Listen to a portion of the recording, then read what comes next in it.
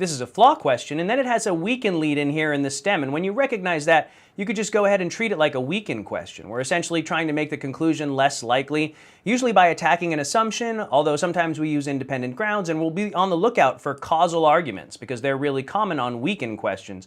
Now this one doesn't end up being causal. This is just kind of a classic flaw question. The so is the indicator of our conclusion, and our conclusion is that Fabric Soft is the most effective fabric softener. It's more effective than all the others. And the evidence is that 100 consumers preferred towels washed with Fabric Soft to towels washed without it. And this is really the problem. The comparison in the premises in our little experiment is you either have Fabric Soft or you don't, which is essentially like nothing. So the premises show that people prefer it to nothing, but the conclusion says people prefer it to all others. And that's really the mistake here. If we want to say that it's more effective than all others, then in our tests, we should have been comparing it not to nothing, but to all the other available fabric softeners.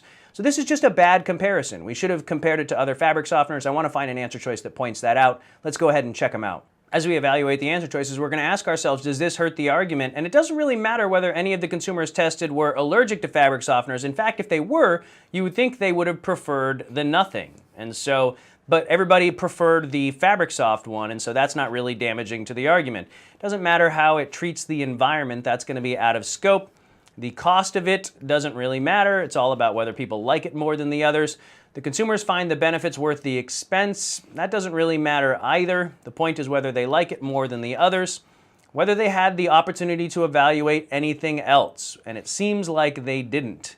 And so the argument fails to consider that. If they had had the opportunity to evaluate something else, they might have preferred it. And so answer choice E is the one that points out the weakness here.